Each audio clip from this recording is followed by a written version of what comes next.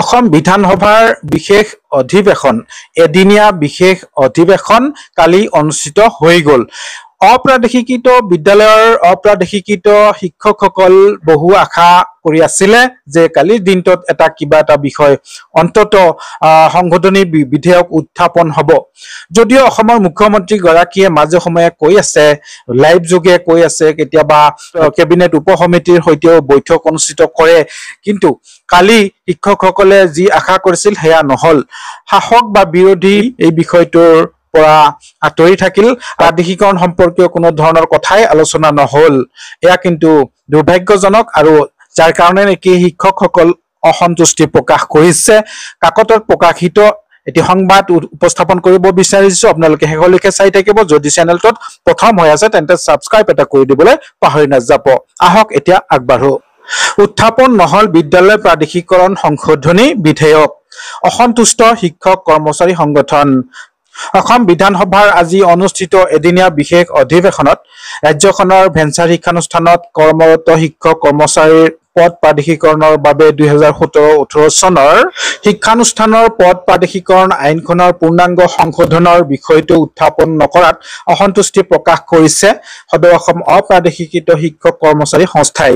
সংস্থাৰ সভাপতি হৰমোহন বৰাই আজি এটা বিবৃতিৰ জৰিয়তে কয় যে বছৰ বছৰ ধৰি ন্যায়ৰ আশাত বন্দী অপ্ৰাদেশিকৃত শিক্ষক কৰ্মচাৰীসকলে এই বিধানসভাতেই সমস্যাটোৰ সমাধান হ'ব বুলি আশা কৰিছিল, কিন্তু শাসক আৰু বিৰোধী পক্ষই এইসকল শিক্ষক কৰ্মচাৰীৰ সমস্যাৰ কথা বিধানসভাত উত্থাপন নকৰাত অসন্তুষ্টি প্ৰকাশ কৰে সংস্থাৰ নেতৃত্বই।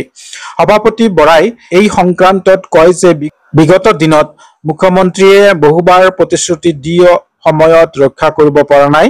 প্ৰকৃততে যদি প্ৰাদেশিকৰণৰ এই জ্বলন্ত সমস্যাটো সমাধান কৰিবলৈ আন্তৰিকতা আছে তেন্তে সংস্থাক আস্থাত লৈ অনতি বিলম্বে আইন সংশোধনৰ কাৰ্যকৰী ব্যৱস্থা হাতত লোৱাৰ সমান্তৰালভাৱে 2006 চনৰ 1 জানুৱাৰীৰ পূৰ্বৰ অনুমতিৰ বাদেও মাটি থকাৰ প্ৰমাণপত্ৰ কিংবা যিকোনো চৰকাৰী নথিপত্ৰক অগ্ৰাধিকাৰ দিবলৈ কয় সংস্থাৰ সভাপতিয়ে।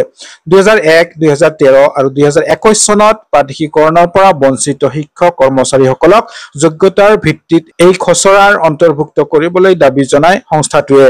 আনহাতে শিক্ষানুষ্ঠানসমূহত বন্ধ হৈ থকা দুপৰীয়াৰ আহাৰ পুনৰ দিয়াৰ ব্যৱস্থা কৰা, নৱম শ্ৰেণীৰ ছাত্ৰীসকলক চাইকেল আৰু হায়াৰ ছেকেণ্ডাৰী, ছিনিয়ৰ ছেকেণ্ডাৰী আৰু মহাবিদ্যালয়সমূহৰ ছাত্ৰীসকলক নিযুত মইনা আঁচনিৰ অন্তৰ্ভুক্ত কৰিবলৈ দাবী জনায় সংস্থাৰ নেতৃত্বই। কাকতত প্ৰকাশিত অপ্ৰাদেশিকৃত বিদ্যালয় সম্পৰ্কীয় প্ৰতিবেদনটো ইমানেই আছিলে। এতিয়া কথা হ'ল, যিসকল শিক্ষকে ভেঞ্চাৰ শিক্ষানুষ্ঠানসমূহত জড়িত হৈ আছে, যিসকল কৰ্মচাৰীয়ে কাম কৰি আছে, মুখ্যমন্ত্ৰী মহোদয় নিশ্চয়কৈ আপুনি বিষয়টো গুৰুত্ব সহকাৰে লোৱা যেন অনুমান হয়। যদিও আপুনি অতি সোনকালে কৰিলে এই শিক্ষকসকল বহুত উপকৃত হ'ব, কিয়নো বহুতেই এতিয়া অৱসৰপ্ৰাপ্ত হ'ব আৰু বেছি দিন নাই। গতিকে তেওঁলোকৰ প্ৰতি দৃষ্টি ৰাখি, তেওঁলোকৰ ল'ৰা ছোৱালী, তেওঁলোকৰ জীৱনটোৰ প্ৰতি লক্ষ্য ৰাখি অতি সোনকালে আইন সংশোধন কৰি প্ৰাদেশিকৰণ সমস্যাটোৰ সমাধান কৰিব বুলি আশা থাকিল।